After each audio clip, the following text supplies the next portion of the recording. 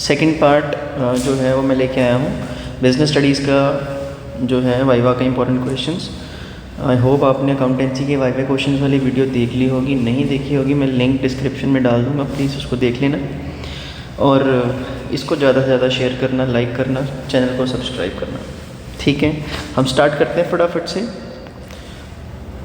Important questions for viva business studies session 2024-25। देखो 3 main topic होते हैं जिनके ऊपर प्रोजेक्ट्स बनाए जाते हैं। एक स्टॉक एक्सचेंज, दूसरा प्रिंसिपल्स ऑफ मैनेजमेंट और थर्ड जो है वो है मार्केटिंग मैनेजमेंट का। अगर किसी ने बिजनेस एनवायरनमेंट के ऊपर बनाया होगा टॉपिक अपना प्रोजेक्ट, तो आप मेरे को इस नंबर पे मैसेज कर सकते हैं।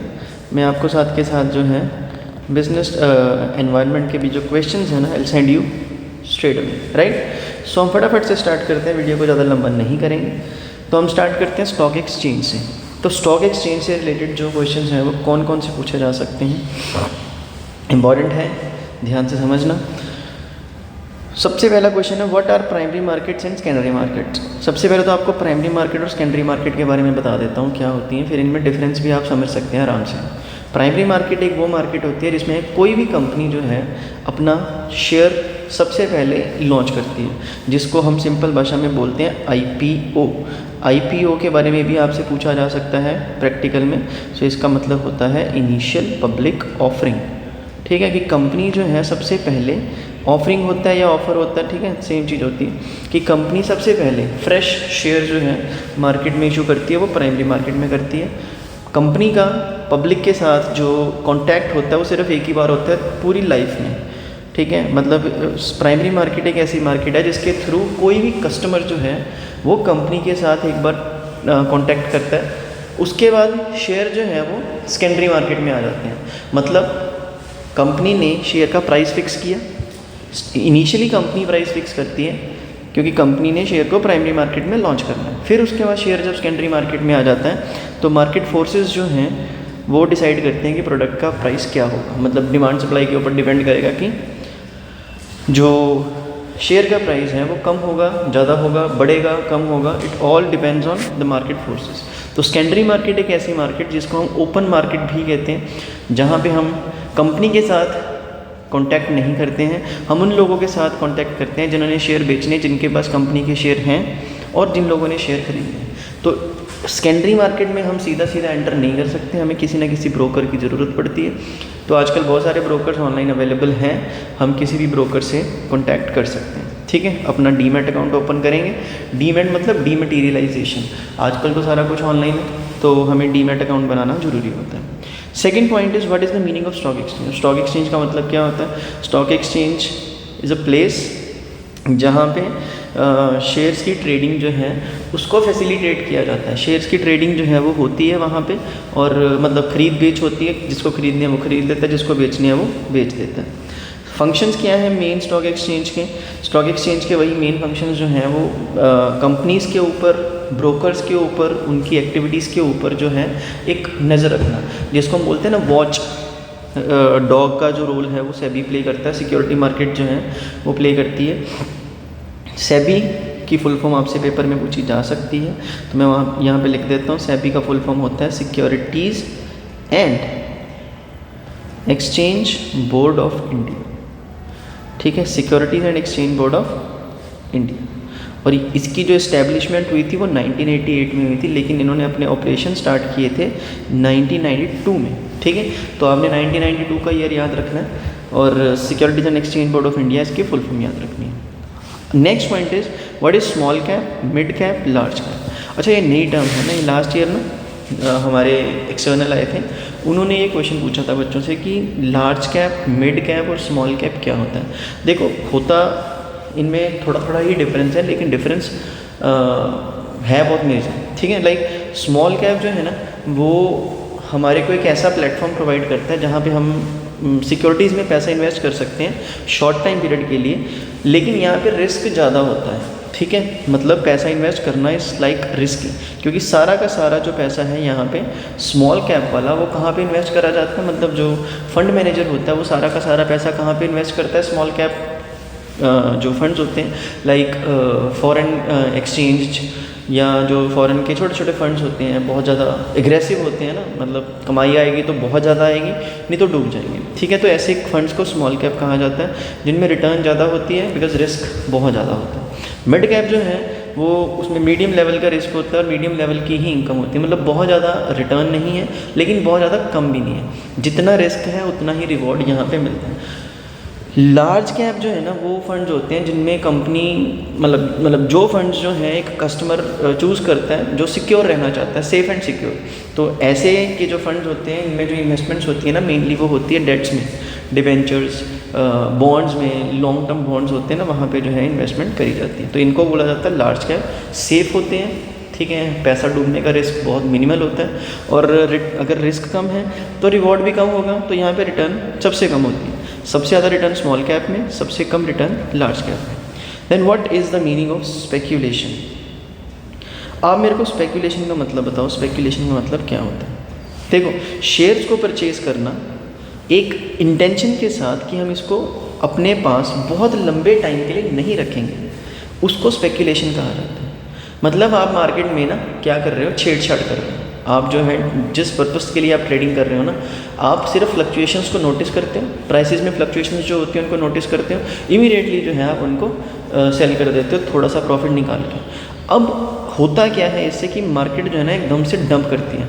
जब आप ये वाली प्रैक्टिस करते हैं ना तो इस केस में मार्केट जो है ना बुरी तरह गिरती है, क्योंकि आप छोटे छोटे मूव्स देखते हो जिसको स्विंग ट्रेड भी कहते हैं, ठीक है। तो इसके बारे में हम बाद में बात करेंगे। अभी फ़िलहाल के लिए स्पेकुलेशन का मतलब कि जब एक बायर जो है ना वो शेयर्स को परचेज करता है not with an intention to keep it और to retain with this share, वो फटाफट से थोड़ी सी फ्लक्चुएशन के बेसिस पे इसको निकाल देते हैं। बुल क्या होता है आपको पता है, जो शेयर के प्राइस को ऊपर ले जाता है। बेयर जो है वो शेयर के प्राइस को जो है वो नीचे गिराता है। NSE BSE, NSE का मतलब होता है नेशनल स्टॉक एक्सचेंज और BSE का मतलब होता है Bombay stock exchange. Bombay stock exchange India की सबसे पुरानी स्टॉक एक्सचेंज है, 1875 में बनी थी।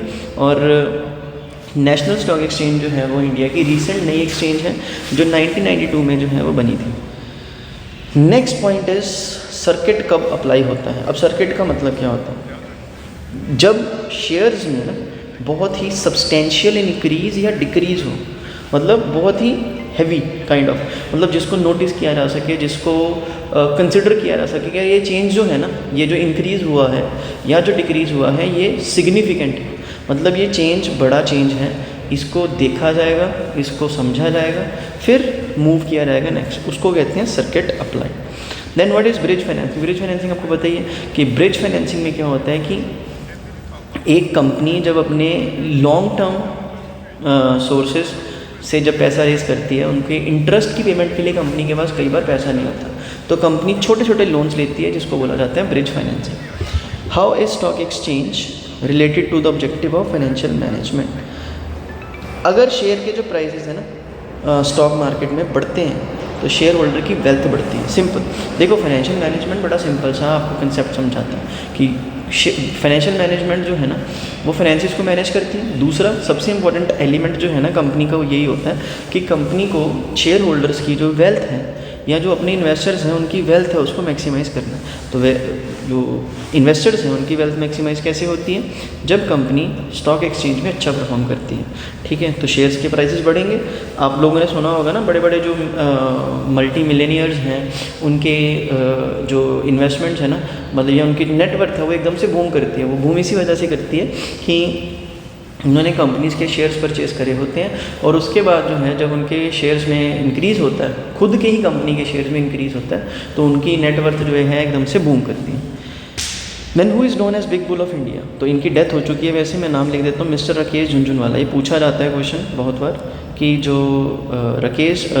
इंडिया के जो सबसे बड़े बिग बुल हैं उनका नाम क्या है, तो राकेश झुनझुनवाला। राइट इशू क्या होती है, मैं कंपनी का पुराना शेयर होल्डर हूँ, कंपनी नया शेयर इशू करने वाली है, तो कंपनी के नए शेयर्स में भी सबसे पहला हक किसका होगा, मेरा, तो उसको बोला जाता है राइट इशू। कंपनी सबसे पहले मुझसे पूछेगी कि मैंने शेयर्स खरीदने हैं तो कंपनी मुझे इशू कर देगी, नहीं तो कंपनी मार्केट में जाएगी। बोनस इशू आपको पता ही है कि कंपनी बोनस शेयर इशू करती है। इसका दूसरा नाम भी अगर आपसे दूसरे नाम से पूछ लिया जाए तो घबराना मत, इसको बोला जाता है स्टॉक स्प्लिट, ठीक है, इसके बारे में हम बाद में बताऊंगा डिटेल में। ठीक है, अभी फ़िलहाल के लिए हमारी वीडियो ज़्यादा लंबी ना हो जाए। प्रो राटा अलॉटमेंट आपने शेयर कैपिटल में पढ़ ही लिया होगा कि जब कंपनी पार्शियल अलॉटमेंट करती है, कंपनी सारे के सारे शेयर इशू नहीं कर पाती तो कंपनी पार्ट में इशू करती है। देन दलाल स्ट्रीट क्या है, जहाँ पे जो है हमारी एक्सचेंजेस वर्क करती हैं, this that market that street is called Dalal street. EPS का मतलब क्या होता है, earning per share. Financial management में आपने अर्निंग पर शेयर निकाला ना कि जब ट्रेडिंग ऑन इक्विटी करी जाती है। ट्रेडिंग ऑन इक्विटी मतलब कि जब हम इक्विटी के साथ डेट को मिक्स करते हैं तो उस केस को कहा जाता है ट्रेडिंग ऑन इक्विटी या कैपिटल गियरिंग। जितनी ज़्यादा ट्रेडिंग ऑन इक्विटी या जितना हाई कैपिटल गियरिंग होगा उतनी ही ज़्यादा कंपनी की अर्निंग पर शेयर जो है वो बढ़ती है। Then what is the effect of payment of dividend on share. देखो सिंपल सी चीज़ है कि जब कंपनी डिविडेंड अनाउंस करती है, डिविडेंड पे करती है ना, उससे कंपनी के शेयर्स के प्राइसेस में क्या आता है, बूम, एकदम से शेयर के प्राइसेस जो हैं कंपनी के इंक्रीज हो जाते हैं, जस्ट बिकॉज कि कंपनी ने डिविडेंड अनाउंस कर दिया, कंपनी ने डिविडेंड पे कर दिया। तो एक बेनिफिट होता है शेयर होल्डर्स के लिए। ठीक है, मार्केट में एक पॉजिटिव सेंटीमेंट जो है आपका जाता है, जिससे आपके शेयर के प्राइसेस में क्या होती है, एक इंक्रीज जो है वो देखा जाता है। ठीक है जी। Then next point is principles of management. देखो प्रिंसिपल्स ऑफ मैनेजमेंट के मोस्टली क्वेश्चंस आपने करे हुए ही होंगे। मैं बीच में से कुछ क्वेश्चंस जो मेरे को लगेगा कि आपको नहीं आते होंगे, I will explain that, otherwise बाकी तो आप कर लेंगे, मेरे को उम्मीद। सबसे पहला, what does principle of management mean. Principles तो देखो, principles are basically rules, norms, सिद्धांत होते हैं ना। तो एक कंपनी के लिए ना प्रिंसिपल्स को फॉलो करना बहुत ज़रूरी होता है। जैसे आज मैं सुबह न्यूज़ पढ़ रहा था, सेकंड चैप्टर है प्रिंसिपल्स ऑफ मैनेजमेंट, बहुत इंपॉर्टेंट चैप्टर है, इसमें से भी बहुत सारे इंपॉर्टेंट टॉपिक्स हैं, तो फटाफट स्टार्ट करते हैं। सबसे पहला क्वेश्चन है, what does principles of management mean. Principal of management का मतलब क्या होता है। देखो कोई भी प्रिंसिपल्स हो, प्रिंसिपल्स का मतलब होता है रूल्स, नॉर्म्स, सिद्धांत जो होते हैं ना। तो मैनेजमेंट के भी कुछ रूल्स होते हैं, कुछ नियम होते हैं, ठीक है। तो उन नियमों को मैनेजमेंट में भी अप्लाई करा जाता है, मतलब कोई भी नियम हो मैनेजमेंट पे भी अप्लाई होते हैं। तो मैनेजमेंट को भी उन्हीं प्रिंसिपल्स के अंडर जो रह के काम करना पड़ता है। Second point is, second question is, what are the main contradictions between Fayol's principles and Taylor's principles. देखो टेलर्स के प्रिंसिपल में और फ्यूल के प्रिंसिपल्स में दोनों में क्या कॉन्ट्राडिक्शंस हैं। देखो फ्यूल जो है उसके प्रिंसिपल्स क्या कहते थे। फ्यूल के प्रिंसिपल जो है ना वो बेसिकली एम्फेसाइज करते थे, एम्फेसाइज्ड यूनिटी ऑफ कमांड। ठीक, फ्यूल के प्रिंसिपल्स जो हैं वो यूनिटी ऑफ कमांड के ऊपर फोकस करते हैं। और अगर हम दूसरी साइड देखें टेलर की, तो टेलर के प्रिंसिपल्स जो हैं it is all based on functional foremanship, right. तो ये फंक्शनल फोरमैनशिप जो है टेलर का कहना है। ठीक, third, are the principles of Fayol's and Taylor's complementary. Answer is yes, दोनों एक दूसरे को कॉम्प्लीमेंट करते हैं, ठीक है, बिकॉज दोनों की अप्रोच डिफरेंट है। कॉम्प्लीमेंट्री का मतलब क्या होता है कि दोनों जो हैं एक दूसरे को कॉम्प्लीमेंट करते हैं, अलग हैं दोनों एक दूसरे से, क्योंकि दोनों की अप्रोच डिफरेंट थी। तो प्रिंसिपल्स जो उन्होंने दिए हैं या जो आइडियाज़ उन्होंने दिए हैं वो भी ऑब्वियसली जो है वो क्या होंगे, डिफरेंट होंगे। Then what is mental revolution. Mental revolution तो सिंपल है, आउटलुक को चेंज करना है, इसको मेंटल रेवोल्यूशन। अब ये आउटलुक चेंज किसकी करनी है, मैनेजर्स की और वर्कर्स की, towards each other. Next is no discrimination on any ground refers to what principle. तो इसका आंसर है इक्विटी, ठीक है। अब गैंग प्लैंक जो है वो कब यूज़ करी जाती है, एमरजेंसी केस में, ठीक है, when there is an emergency, ठीक है, कोई डिसीजन लेना है, कोई मतलब जल्दी से जल्दी चीज़ों को जो है वो अप्लाई करना है without losing any kind of time interval, without losing any kind of loss of opportunity, तो तब जो है गैंग प्लान का यूज़ किया जाता है। डिफरेंशियल पीस रेट क्या है। देखो डिफरेंशियल पीस रेट जो है ना एक बड़ी सिंपल सी अप्रोच है, जिसमें वेज रेट जो है ना वो फिक्स नहीं रहता। मतलब अलग अलग वर्कर्स, अलग अलग वेज सिस्टम, अलग अलग वर्कर्स एज इन जो स्किल्ड वर्कर्स हैं उनको ज़्यादा वेजेस मिलेंगे, और जो कम काम कर रहे हैं, एफिशिएंसी के अकॉर्डिंग काम नहीं कर रहे हैं, कैपेसिटी के अकॉर्डिंग काम नहीं कर रहे हैं, तो उनके वेजेस में जो है वो कट किया जाएगा। तो डिफरेंशियल पीस रेट मतलब different wages for different people. Time study और मोशन स्टडी क्या होती है, टाइम में काम करना, ये रिकॉर्ड करना। मोशन स्टडी में क्या होता है कि हमने वर्कर्स की जो है अननेसेसरी मूवमेंट्स जो हैं उनको क्या करना, अवॉइड करना। स्पेशलाइजेशन जो है डिवीजन ऑफ लेबर वाला पार्ट आ जाएगा, कि जब डिवीजन ऑफ लेबर होता है तो स्पेशलाइजेशन का जो एक एलिमेंट है वो हम अचीव करते हैं। Then there is a parity between authority and responsibility, explain. जो थर्ड प्रिंसिपल है हमारा फ्यूल का, अथॉरिटी एंड रिस्पॉन्सिबिलिटी, दोनों में ना पेयर होता है। Authority without responsibility waste, responsibility without authority waste. तो दोनों जो है ना वो सिमिल्टेनियसली चलती हैं, पैरेलल चलती हैं, दोनों में एक पेयर होता है। Then which of the following is more effective in an organisational, centralisation और डिसेंट्रलाइजेशन। देखो अगर तो छोटी ऑर्गेनाइजेशंस हैं, स्मॉल ऑर्गेनाइजेशंस के लिए सेंट्रलाइजेशन बढ़िया है, जहाँ पे ऑर्गेनाइजेशंस बड़ी आ जाती हैं वहाँ पे decentralisation. So for small organisations centralisation, for large concerns, बड़े बिजनेसेस के लिए जो है वो डिसेंट्रलाइजेशन।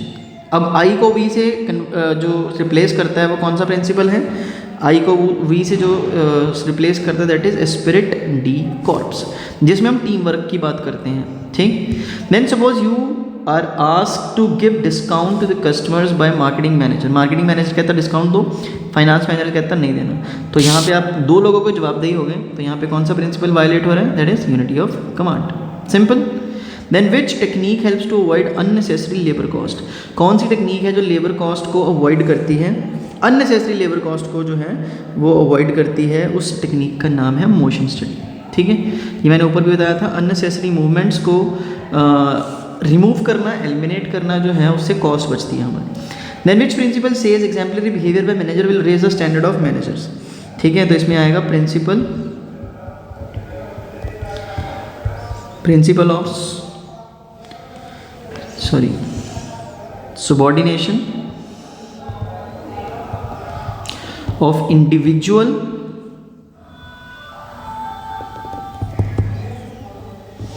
interest